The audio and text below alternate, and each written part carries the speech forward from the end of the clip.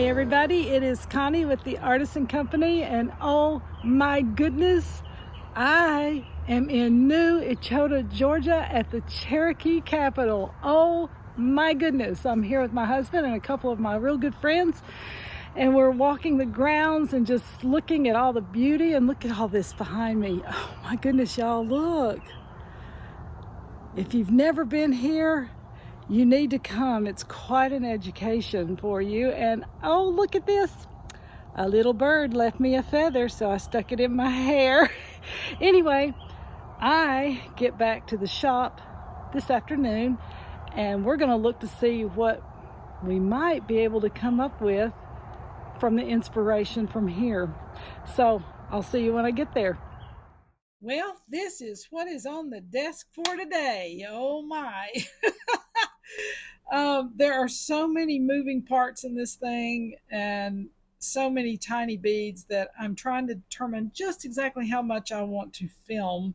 But I'm going to start out by telling you what I've got here and the sizes. So if you want to kind of use this as a template for something, you can do that. This is a turquoise and spiny oyster is what you're looking at. And I've got a mixture of about 6 or 7 beads in here. We're going to start out with, I've got a little 11.0 seed bead, and it's kind of like a blood red, like a dried blood red color or currant color. That's what I'm going to put in between some things to give it a little bit of a pop. The next one is turquoise, and it is a tiny little 2.0 bead. It's kind of a Hishi cut 2.0, little tiny 2 millimeter, I'm sorry, 2 millimeter size. It's itty bitty. So I've got some of those. Then I'm also using this turquoise Hishi, and it's about a 2 millimeter on the side there like that, and about a 4 millimeter if you lay it out like that. So it's also small. Then I've got, this is a coral, red coral, and it's about a 3 millimeter, 2.5 to 3 millimeter in size, and it's a, it can be called a Hishi, but it also is kind of cut like a barrel but doesn't quite have the barrel shape. So we'll go with Hishi over that one. But it's about a 3.0 roughly. Then I have some rose gold, coppery rose gold looking flat discs with a little bit of a concave look to them. You can see they're kind of, I'm trying to hold it here. They kind of have a little bit of a curve on them like that, but they're 4 millimeter, extremely flat beads. We're going to use those. And then these are, and these, I'll pull these in right here. This is orange and red spiny oyster. The orange comes in really light orange colors all the way to darker orange, and then the red here comes in a lighter red all the way to a darker red, and I'm using both colors and shade variances in this necklace. These are about a 6 millimeter. Both of these are, they're kind of puffy looking beads. You can see they're white on the back, but we're using a lot of these. Red and orange spiny oyster. Put him back down here. Move him over here. And then I'm going to use an 8 millimeter, if I can pick it up, 8 millimeter jump ring and a 12 millimeter jump ring. So you'll need 2 of these and 6 of these. That's how we're going to connect everything together. All right. Okay, so the first thing I did, as I always do, as you can see right up here on the top of the screen here, once I take these strands of things apart, I do them in color variances. So I took the spiny oyster, laid it all out, and did color variances with it from dark to light. Okay, the next thing I did, I forgot to tell you, I've got some turquoise here, and this is Chilean turquoise. It is a barrel cut from Chile, and it is stunning. And these are about an 8 millimeter or so long, uh, almost that same size around, maybe 6 around. But I'm using a lot of that. And this little fan right here that you're looking at, I'm not going to pick it up because I got it laid out. But here's some of, I'll do these right here. This will be easier. This is the orange spiny oyster, and they've got this cut in a fan. And you can see the back right here. Spiny oyster is not cheap. I'll just tell you, you can find it online. So just go and look online. Um, Maybe Amazon, or if you just type in red spiny oyster or orange spiny oyster, there's purple spiny oyster. So just put that in your search engine there, and you should find some sources for it because you can find it pretty readily, but it is not cheap, I will tell you. But this little fan caught my eye, and it's got a double hole in the side of it right there. I don't know if you can see that or not, but a little double hole. So I thought it was intriguing. I pulled these out for earrings in case I needed some. But the fan itself, the longest piece here, let me see here. It's about 2 inches long, the longest piece. If you want it in millimeters, it is about 60 millimeters. A little long here, but it's graduated. All right, there we go. So that's what I'm using. And like I said in previous videos, most of the things that I do, I'm not doing for you to duplicate, although you can do that, and that's great. I don't have a problem with that. Um, but what I want to do is inspire you guys to take the concept of this and put the beads in it that you want in there.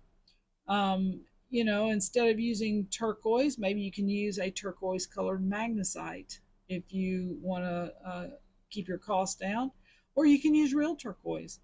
Um, you might, instead of spiny oyster, you may want to do glass beads that are in oranges and reds and things like that.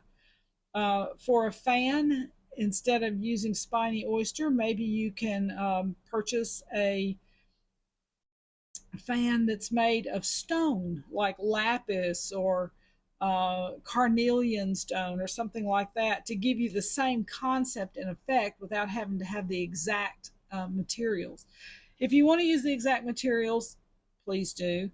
Um, these right here, these I actually got at an auction, so I'm always looking for things. And these are older pieces of spiny oyster. They're not new. This is new, but these are older.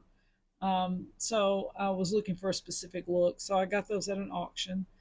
But like I said before, you can Google it online and you will probably find some of the exact same beads. Okay. All right. With that said, we'll get started. Let me get my head wrapped around it. Okay. Here's our middle pattern right here. That's going to be right in the center. Is this not beautiful? Oh my goodness. Each piece just sings.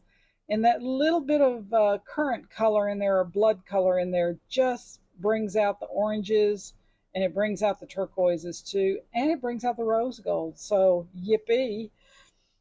Okay, the next thing I'm going to do is I'm going to bead these little sections, and all I'm doing with this one, and I'll do one or two so you can see it, and then we'll continue on. I am going to do the spiny oyster, a seed bead, spiny oyster, a seed bead, spiny oyster. That's the only pattern we're doing from here on out on this necklace. So it will look like this. at the rest of the way out. Okay, I am going to bead mine and you work on whatever you're working on and we'll get back together. All right, I've got this very first strand, which is going to be the 16-inch strand, done. And oh my goodness, guys, look at this. Wow, wee. I am just stoked, stoked, stoked. Look at the beauty. You talking about having a native look or in a Southwest look, you're going here. So, but beautiful. So it'll have a contemporary feel too. Beautiful, beautiful. Okay, so this is the first strand that will go onto the necklace. And what I'm going to do is I'm going to go ahead and put my jump rings up here on the top to get them ready to connect to the clasp. So I'm going to go ahead and do that, and then we'll be back to start on this next section. Oh, I'm so excited. Alrighty, for some reason my thing wasn't recording. So anyway, back to the task at hand. I've got half of it done already, but you can see I'm working on the fan. I decided to start in the middle first and work my way out. This has two holes in it, so I'm doing the top strand first, and then I'll come back and do the second strand underneath it, and then we'll start adding all these. Um, it's working out beautiful because I didn't want a lot of space in between here, these pieces. I wanted them to be pretty close together right here. And that's exactly what's happening. Yeehaw. So I've already gotten these done. I'm going to go ahead and put these three on the top strand here. You pull him out. And what I was saying earlier, not knowing my camera wasn't running, was again, these little pieces right here, these kind of rose gold pieces are concave. So what I'm doing is I am putting them on where they kind of wrap around the piece of Spiny Oyster. Now, if you would like them to go the opposite way and flank a different bead, that is your prerogative because you know what your design looks like. But for me, this was the bigger piece, so I wanted them to actually kind of hug these. So that's the reason why I'm putting them on the direction that I am. Let me turn these. I hope you guys have been having a fantastic week. Been a little busy on my end, but it's been good. Made a little trip that I'll share with you in a little bit. Was so excited about the trip, and also you guys that have been sending me pictures of your designs. I'm so excited. Thank you so much for sharing what you're doing and encouraging me as well, because I love it when you just get inspired and you just start rocking and rolling with something. I mean, that's just what I am wanting my channel to be about, is you guys getting some inspiration and really making something your own. That has always been my desire when I started this channel. So, yes. Okay, so I've got the fan on here. Let me even up my ends so it's all going the right way there. We'll put a clip here just so we can see it. And oh my goodness, look at this. Wow, wow, wow. Woo, look how beautiful this is. Oh my goodness, guys. Wow, wow. Got to love some Spiny Oyster. Wow, wow, wow. Okay, so let's go back to the task at hand. We are going to do the bottom row here, and then we'll start on these, but I'm going to do the bottom row here. I'll do one or two just to show you where we're going, and then I'll move forward from there.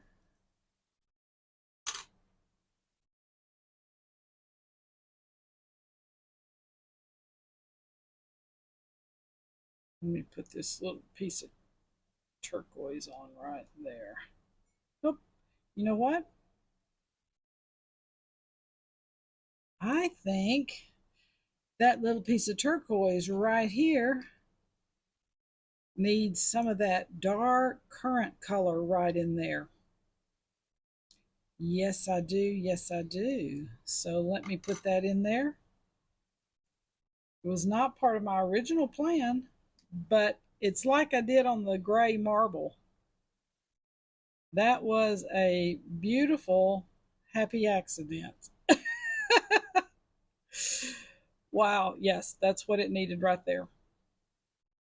Okay, let me get my little piece of metal on here. I hope my hands have been in the screen. I'm so excited about this. I'm just not even paying attention.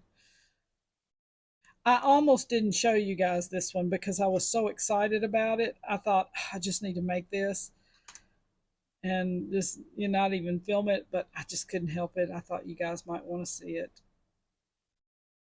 All right. Let me finish out this other little side here. So we decided to put one of these little seed beads in there because I needed the color.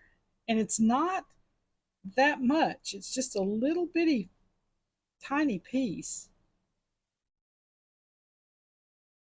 It's amazing how it doesn't take that much to do something. But it's just enough to give it that break that we need. Ah, don't drop it, Shaw. Don't drop it, Shaw. All right. Yes. Oh. All right. Let me cut my my beading wire for the next section. I'll be right back. All right. I've got my beading wire cut. And I'm trying to make this thing 16 and a half inches instead of, I've got the 16, I was going to do this 16 and a half, so it kind of has a little bit of a layered look, but not over the top layered look. All right, so we're going to start this next section. Let me move this down. And I'm going to start from here and work over with this one. So we've got one of the pieces of metal, the turquoise, the metal, a tiny little seed bead right in here,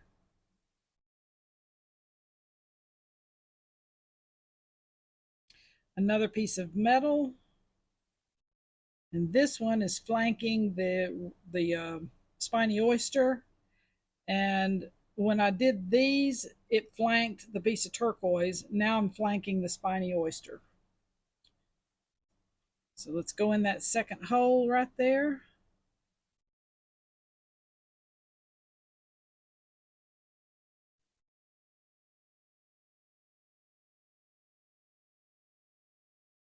Okay, piece of metal. The Hishi bead. The metal, and reverse this, reverse it, remember? You want to make sure you got them going the right direction in here. It's an easy mistake to make. Piece of metal. And hold on to it. Little Hishi bead. A piece of metal. Second hole. Oh, don't go in the other one. It's almost like threading something. All right, the little Hishi bead. A piece of metal. Now we're in the centerpiece right here. The largest piece in there. Don't wrap around that. All right. Oh, wow. Wow, wow, wow. You guys, I'm so excited. Whoa, I love it when a design works and you see it in your head and you're like, I I got to do this. Is it going to look right? Oh my goodness.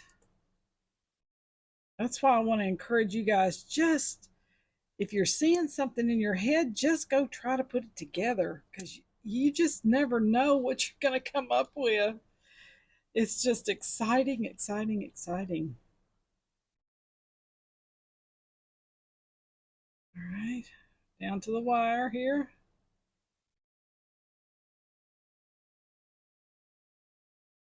Wow, wow, wow. It's just making my heart sing.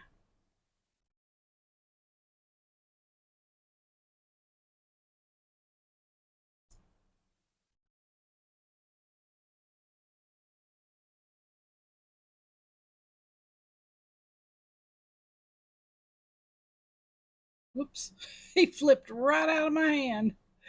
Oh my goodness.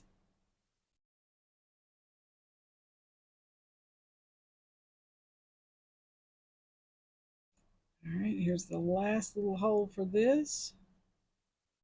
Wow, what a statement piece this is going to be. Wow, wow, wow. My heart is just singing. And then we're at the end. You need the little tiny little seed bead right there. Another piece of metal to flank the turquoise piece. And there it is. The last piece for the turquoise. And there it is. Oh my goodness. Oh my goodness. I don't know if y'all get as excited as I do, but I am just stoked over this. I love doing statement pieces. I love doing small pieces too, but statement pieces have always been my forte and love. Oh my goodness, you guys, look at this. Wow, wow, wow. Look at that. Unbelievably beautiful. Wow. I hope your project that you're working on is going as well. All right, so the next thing we're going to do is connect these other pieces, and let's get our head wrapped around it.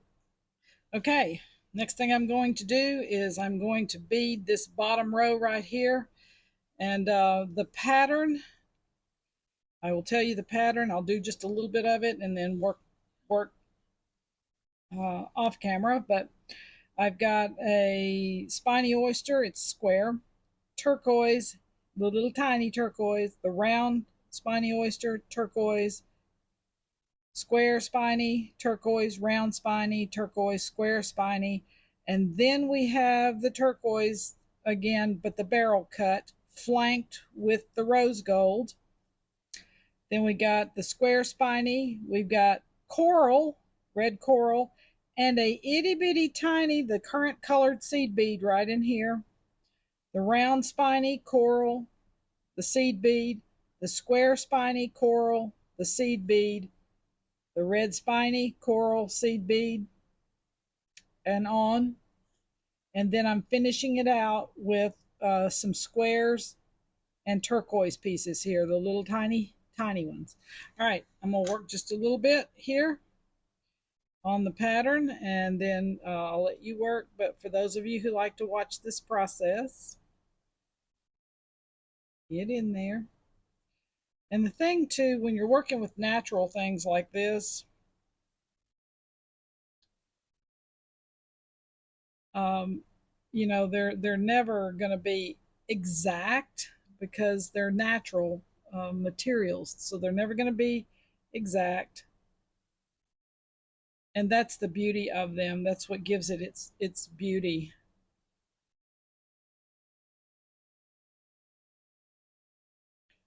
I love native styles. I just do. I think they're beautiful.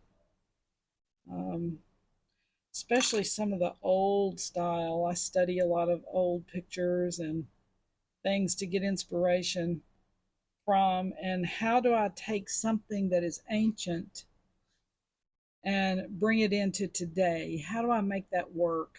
And so, if you study pictures of other civilizations and their jewelry and adornment type things. Um, just try to do that. Like, look at one of your favorite civilizations. Let's say you like Egypt, or you like the Maoris down in New Zealand. Look at some of their jewelry and ancient photos, and see what the trends were that they had even then. And I know a lot of it has to do with things that were important to them, but overall concepts. Look at overall concepts, whether they put small beads, large beads together, or metals with glass. Just look at the concepts and try to bring those into this current day and make it your own. It's exciting. It's an exciting thing to do. It's fun. It gives you inspiration, and it makes you think outside of the box. Because I really, really, really want you guys to think outside of the box. I really do. The box is fun and it's beautiful, but I need you to think outside of it. All right. So I'm looking at this, and I put this right here on, and it needed one of these little black, dark black, sorry, the little 11.0 seed beads, so I can make a distinction with the turquoise again. So I wanted to bead up to this turquoise piece, and then I'll finish the rest on my own, and you finish yours. Oops, you went to rolling. Okay, so this is what it looks like. I'll let Ken zoom in on that instead of me picking up that whole piece. But wow, look at this. Wow, wow, wow. And I love the fact, that everything turns, and that the Spiny Oyster is one color on one side and one on another. And I just love it because it gives it such variance. Okay, I'm going to bead the rest of these bottom layers, and we'll be back. Okay, guys, we are done with this project, and oh my goodness, I am so excited. Look at this beautiful piece. Oh my goodness, let me get my light out of the way so I don't have a glare on there. I am just so stoked about this. It turned out exactly the way I wanted it to, and my happy meter just went on full tilt. Oh my goodness, this will be in the shop at theartisancompany.com. If this video helped to inspire you to try something really different, please like and subscribe my channel. It does help me, and it also helps me to know what kind of projects to show next for you guys. A lot of you guys have been sending me messages going, can you do something with this? And so anyway, yes, and I thank you for watching, and I'm so thrilled that you are with me on this journey. I will see you on the next video. Bye.